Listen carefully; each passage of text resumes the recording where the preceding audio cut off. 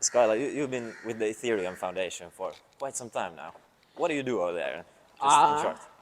Yeah, so I lead the DevCon team, and our team also does DevConnect. So yeah, we have an events team at the Ethereum Foundation, and we put on DevCon and DevConnect. So that's what I've been doing for the last 5 years, and have been volunteering and helping out with DevCon for I guess since 7 years ago. How large are these events, and what's the difference? Now, DevCon this year, we're expecting 10,000 people. Wow. DevConnect last year, I think had around 4,000 to 5,000 people. It's a different style of event. But they both started very small, right? So DevCon 0 was now 10 years ago, and I think that had maybe 100 people at it, ish. And since then has grown now to 10,000. So And quite a big change. is one more for developers, and the other one is open for the people, or what's up? I would say, okay, yeah, so DevCon and DevConnect are both events that we do, the Ethereum Foundation, and many people confuse them as the same style of event, but they're quite different. So DevCon is our main event. It's the one happening this year. It's one big conference in one big venue, 4 days. Right. One ticket gets you access to everything. Right. DevConnect is a week of many independent events. So yeah, it's there's not one main conference. What we put on is a co-working space, so people have a place to meet, a Shelling point in that regard. But then there's many independent events focused on specific topics. Kind of decentralized. Yeah, exactly, decentralized. And you can go to an MEV day, for instance, that is super focused on MEV with a bunch of people who are interested in MEV and make progress on that specific domain. So whereas this year in Bangkok is the big conference. Yeah, it's DevCon. So this is more focused on cross collaboration, everyone in the Ethereum ecosystem together in the same place, in the same venue, and talking about all different types of things that are happening within the ecosystem. So you learn a lot. You cross pollinate between domains. You kind of sync up and share updates with other domains, other themes within Ethereum. So you have everything from staking to MEV to real world impact to user experience. Can I ask, since these are massive events, what's something you learned organizing these events over the years? Organizing events, event organization. Mistakes you have made that you wish you'd known about earlier when you started, maybe. Yeah, I think one thing that we try to do that is hard is remaining neutral, right? So the Ethereum Foundation, its goal, it tries to remain a credibly neutral organization, right? Without trying to king-make, without trying to elevate certain projects over others. Really trying to support the ecosystem in places where it needs support or it's lacking, or in public good infrastructure, without necessarily king-making or signaling towards certain for-profit projects that are an ecosystem. So being more neutral. Yeah, kind of. So it's kind of a hard balance for DevCon, to be more neutral. So we try to avoid product shilling or project shilling and more educational content. But still, you gotta pick, the speakers and who gets to come on stage. So that in itself is a power position. Yeah, exactly. So I don't know if that's necessarily learning. It's just a continual challenge that we have between selecting speakers. What's the most important thing about organizing these events? You have 10,000 people coming. What would you say is the most important thing to think about when organizing an event of that scale? What do you need to get right? I don't know. I guess for me, it's honestly impact. What is the impact of the event? What do we want to achieve from getting everyone together, and what is the goal at the end of that event? What should we see? And I think for me, the impact of DevCon is, okay, there's a few things, right? You come together, you collaborate in person. Just having our community is global, right? So just coming together in person for 4 days is actually super productive, super beneficial. Yep. Coming together in the same place, so you have cross collaboration of ideas. So everyone gets to share updates about what they're working on, kind of, and progress they've made, so others are aware of what's going on in the other part of the ecosystem. And I think really regrounding ourselves in the why. Why are we here working on Ethereum? What is it that we actually ultimately want to achieve? And I think it's easy to get lost sometimes on crypto Twitter or in the bull markets or bear markets, too focused on maybe, I don't know, speculative things. Yep. Or Can you double click on that? The why. Yeah. How do you see it? What is the why? Yeah. Ethereum? I think we're here to like create a more open, fairer internet, more open, fairer, like beyond the internet, more open, fairer systems. Like we are creating systems where people have more control over them, where there's more transparency. We're creating systems that are open and accessible to everyone around the world equally. Like internationalism is like a big, like, I think, value of mine that I think is quite important. And I think the ecosystem also embraces that, right? Like we're not building something just for one region or one country or one jurisdiction. We're building it for the world. And yeah, I think like we're building this so that we can reduce corruption, reduce collusion, reduce like undue or unfair like forces of or like exertion of power over those who are maybe in less powerful positions. The idea being that anyone with a connection to internet can get on crypto and use Ethereum. Yeah, Kind yeah, of. exactly. Whereas banking and traditional finance is kind of blocked by banks. Yeah, yeah, I think exactly. So like that's the financial angle. There's also, I would say, like there's non-financial things too as well, like identity, like reputation. So like proof of personhood, like these are going to be really important going forward. Privacy, censorship resistance, even just in communications is important. All of these things are like, whether they're blockchain specific or they're adjacent, or they're using cryptography in some other form that maybe like somewhat depends on blockchain or somewhat not. I think they're all sort of part of like this movement of Ethereum and like share a lot of values with what we're trying to do. I like that. So if you zoom out and just look at this big movement, where do you feel we are at right now? How close are we to realizing that kind of world? Or are we even there? Where do you see us right now in this moment? Yeah. 2024, this movement. I think we're closer than we ever have been. Are we close? I don't know. But I do think we are close. I think we are close. Like I think, and why I think that is because like for the past, I don't know, 10 years, what we've really been working on and realizing we needed was better infrastructure for building the things we want to build. And I think we are finally getting to the point where we actually have the infrastructure we need to build applications that align with our values in that they're censorship resistant, they're neutral, and they're permissionless, and that are like usable by everyday people, right? So like we have made a lot of like improvements in scalability, right? So transactions no longer cost very much on layer 2s. We've made improvements on usability from a user experience perspective. So like 4.3.7 account abstraction are important upgrades. So like average people hopefully won't need to remember a seed phrase in the future. Like most people won't need to know what that is, yet they still have control over their accounts. They still have like non-custodial accounts. And maybe like the thing we're finally missing is like within the Ethereum ecosystem, like a solution for the fragmentation among rollups, which I think is also coming. Like 7683, I think, is the ERC that's been recently proposed by a bunch of people who are working on cross rollup infrastructure. And yeah, I think that will come as well. What is that about? How will that solve? I don't really know the technical details of it, to be honest, but I would say basically the problem is that like we have all these rollups, they're all scaling, and they have cheap transactions, but like the rollup ecosystems themselves are a little bit isolated. They're quite isolated, right? Yep. Now within each rollup ecosystem, they're creating interoperability, right? You have the Optimism superchain, you have the ZK Sync Elastic chain, you have Arbitrum orbits, all this stuff.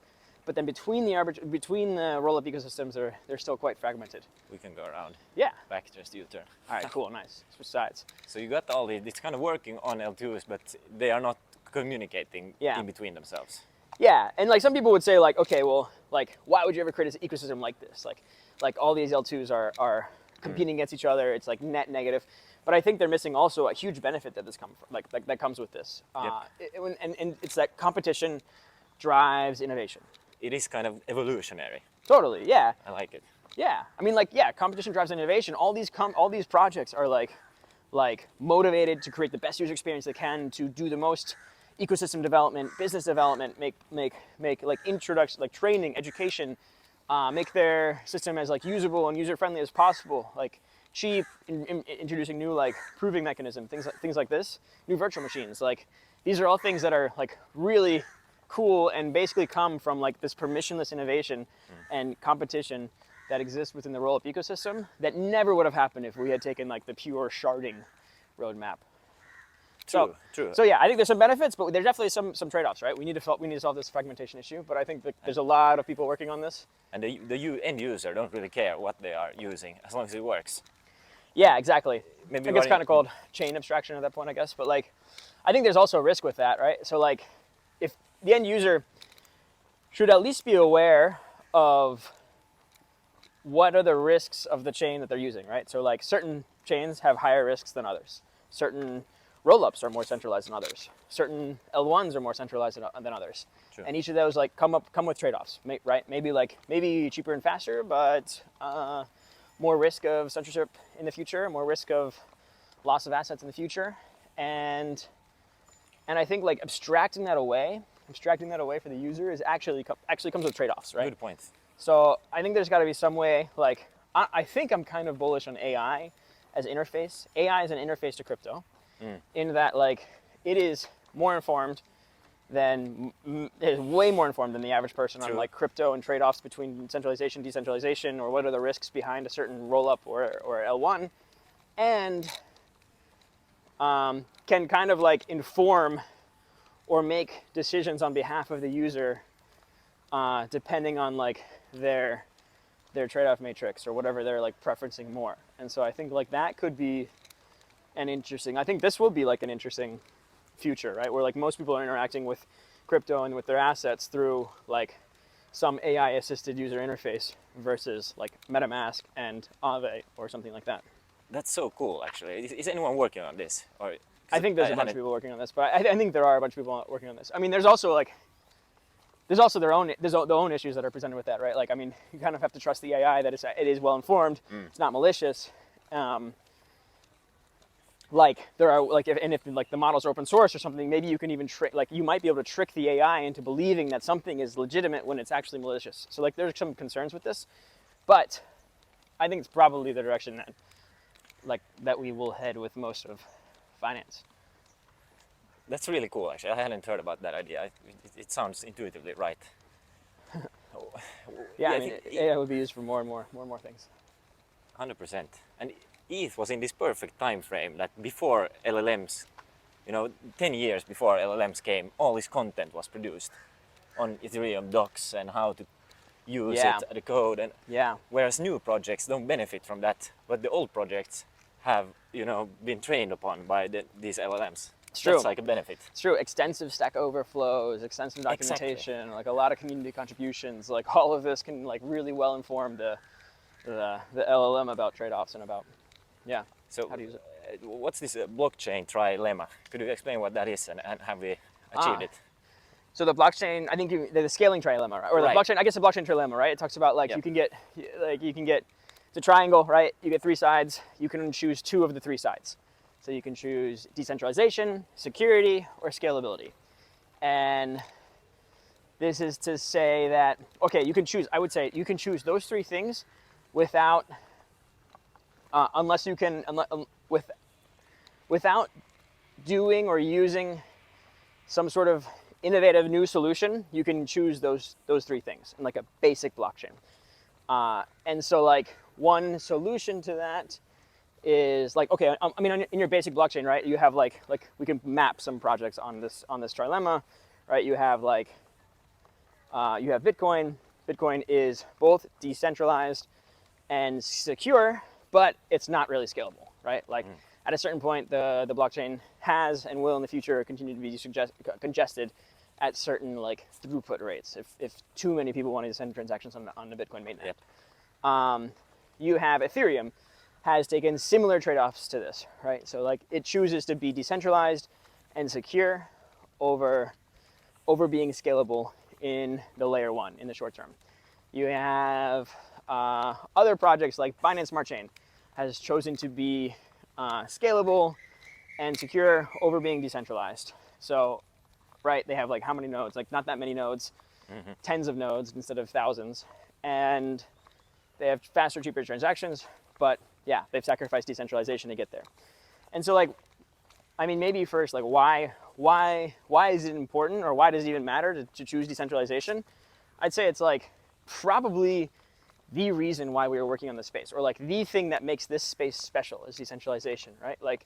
Like otherwise we already have fast, cheap, and relatively secure systems. It's like AWS or Google Cloud. Like we don't really need any more of those systems, but we don't have systems that have serious decentralization as like a first priority.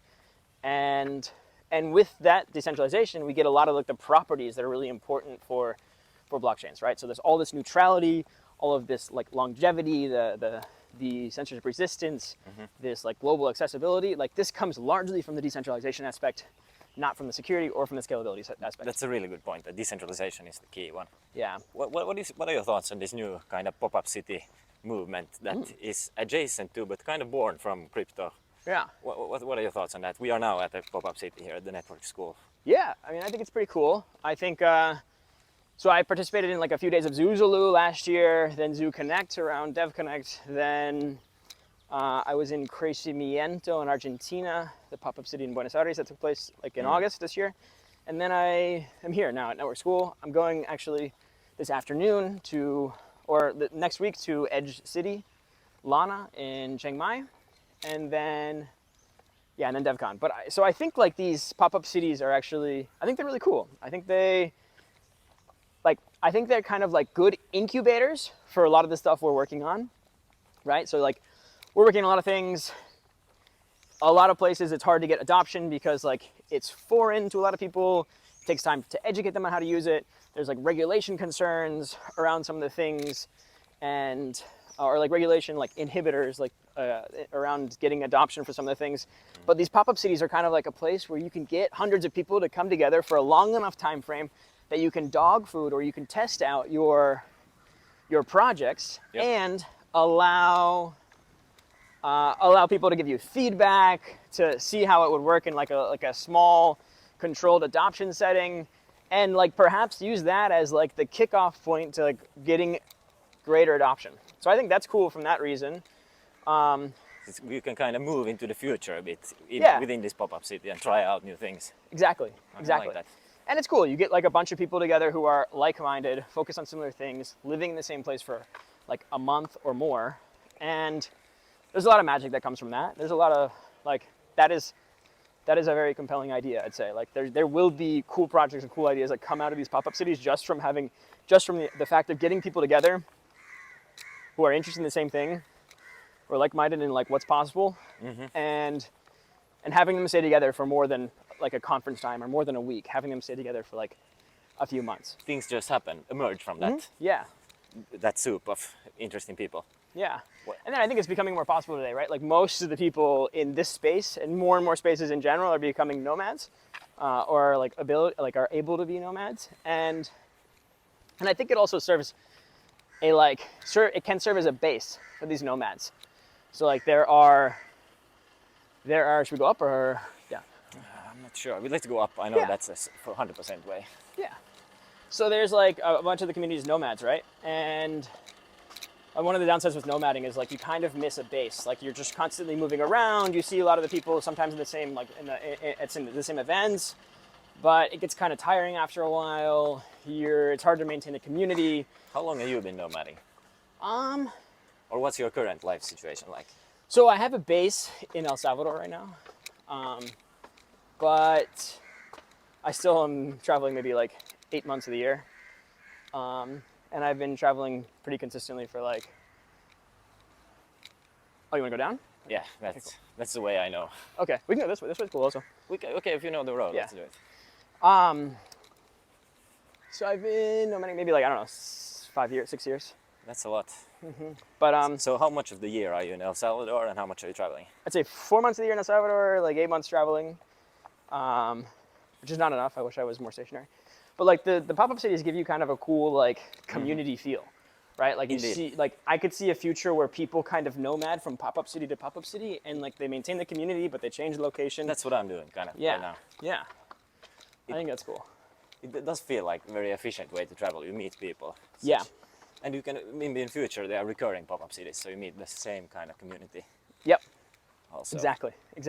But yesterday, for instance, we had this lightning talk event. People just came up through their topics. It was really fun to see what people are up to. I had to leave midway, but you had yours after, in the second half. What did you talk about? Oh yeah, I talked about Georgism. Are you familiar with Georgism at all? Not really, not really. Yeah. So it's kind of an idea. Actually, the first person to introduce it to me was Vitalik. I read some of his writing about it. I heard him on a podcast talking about it. I kind of did some more research. Turns out like Glenn Whale, Radical Markets, kind of talks a lot about this.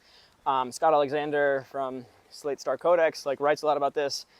And it's a cool economic theory that is relatively young that states that land speculation and like inefficient land use in general is the cause, or like a major cause, of inequality around the world, especially in developed regions. What's an example of inefficient land use? Basically, so like one example is this is like buying, like if I were to buy a plot of land in somewhere in El Salvador, like in a cool town in El Salvador, right? I'm gonna buy a plot of land there for investment purposes. So I'm just gonna buy this land.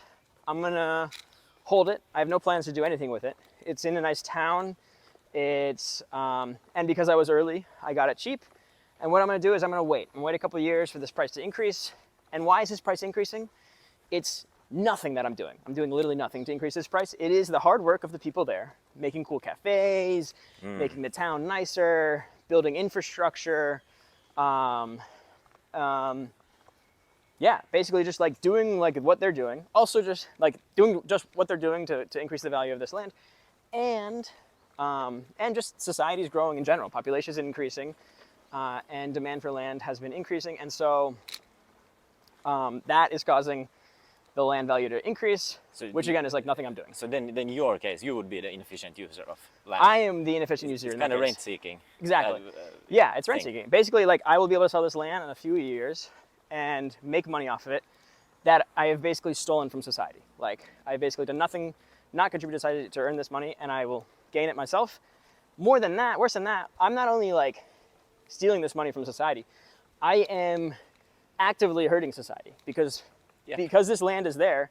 That's like one less piece of land that can be developed where housing can be, and it means that the rest of the land and any other housing that exists is now more expensive. So people have to live, who want to live in that town, now have to pay higher housing prices, and most of them probably will need to live a little bit farther outside of town to find housing within their range, within their price range.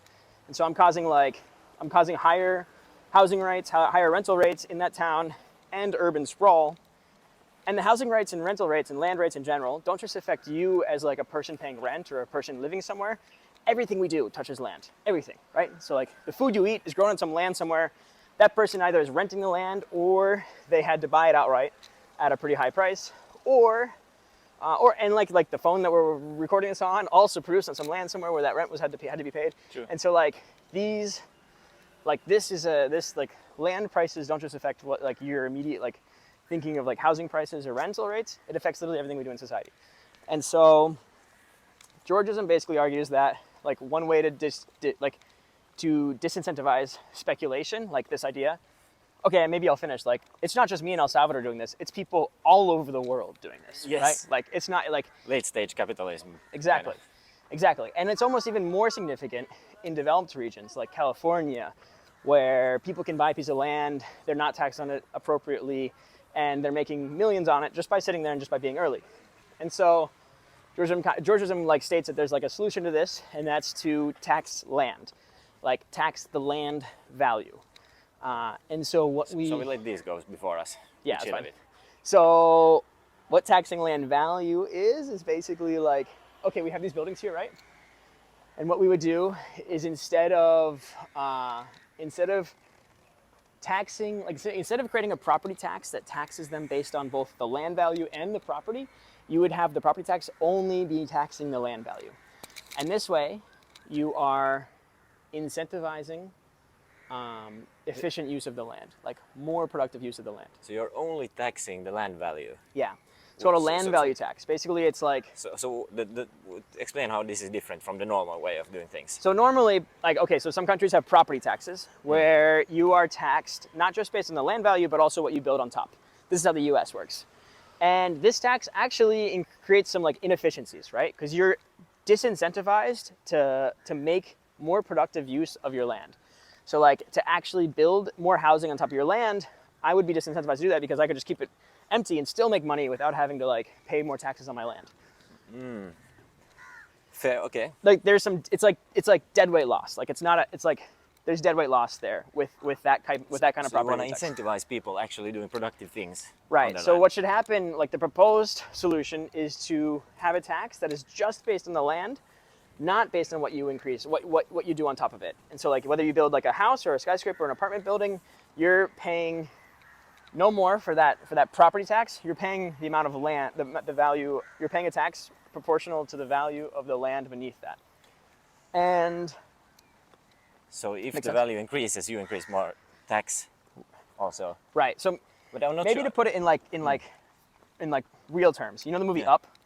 You seen the movie Up? Yeah, where he goes with the balloons. Yeah, exactly. You remember at the beginning of that movie, like there's the old guy there. He's got his house. He's got a single family home. Yeah, in the middle of the skyscraper. In the middle of the city, right? And the developer comes through and he's like, hey, I want to buy this home from you. I want to put up a skyscraper where 100 families can live. And the guy says, no, I'm not going to sell it to you. Like, and he's viewed as like the protagonist, right? He's like sticking it to the man. Yeah. But in reality, what he's doing is because he's not selling that house, because he is like has a monopoly over that land. There are 100 families that have to live farther outside the city and pay more for where they live because of that inefficient land use. And so what in reality should be there should be a land value tax that is proportional to the value of that land. Not proportional to his little house on top of it, but the value of that land. So he should pay more to have that. And realistically, like it's not forcing him out of there. But the land value tax would be probably high enough that he wouldn't really make sense for him to maintain just a single family home there. Yes, okay, so, right? So by building something there, he would pay more tax, but everyone else would gain because there would be more efficient use of that land. Yeah, exactly. In fact, he's taxed the same whether he keeps the house there or he builds like an apartment complex like this and fits 150 people. This would solve the San Francisco problem for sure. This would solve the San Francisco problem. Like there's no, like there's like the tax system there is really fucked up. There's another adjacent problem to that, which is zoning, right? You need to fix zoning too, but this I think is a more root problem. Anyway, why I'm interested in this is because it actually speculation isn't bad in general, but I think land is something really unique, right? So like land is unique because we need it to live. We need a certain amount of land to live. Yes. Everything we do touches land. And one piece of land is not the same to another piece of land. So like certain lands have nice features like they're next to a beach or they're sitting on oil, and lands have network effects. So like as society, like people want to live closer to other people. And so land that is closer to other people is worth more. Oh wait, we can go this way.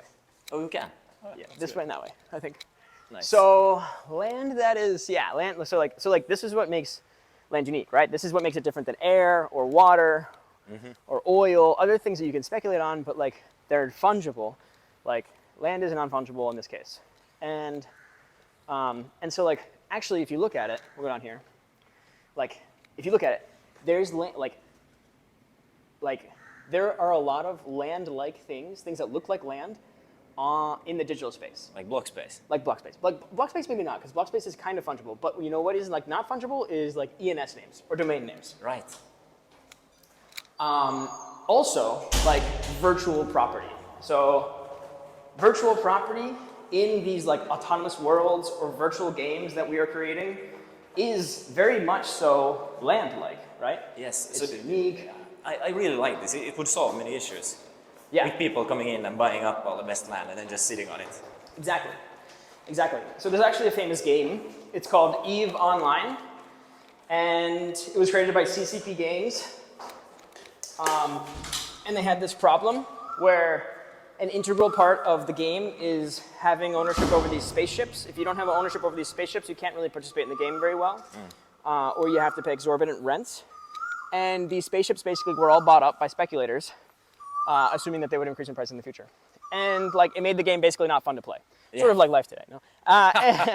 And like what ends up happening is The CCP games, like organizers, they implement this land value tax in this form of spaceships, right? So it's actually spaceship value tax, like. Yeah, yeah. And after this, what happens is the game all of a sudden becomes more fun to play. People start, like, numbers increase. People start playing and staying You can playing. see this play out in the game. In the game. They made the change, and you Exactly. saw how it affected the economy, and it worked. Exactly. Yeah. That's nice. And like that was a centralized game, right? They are now actually building like an autonomous world, like an on-chain game, and there's many more projects doing the same thing. And so I think, like, I would argue, like, if you're building an on-chain game, you have to be aware of Georgism, and you have to be aware of land value taxes and Harburger taxes and things like that. We didn't even get into Harburger taxes, but that could be another thing. That's really interesting, actually. Yeah. What's some good content you've consumed, or culture, books, podcasts, yeah. Movies? What's something you've seen recently? Cool. So I would recommend some blog posts, probably. Slate Star Codex has had a guest do a book review the book is called Progress and Poverty. It's written by Henry George, which kind of initiated this whole like Georgism idea in like the early 1900s. There's a really good book review on there, published like last year.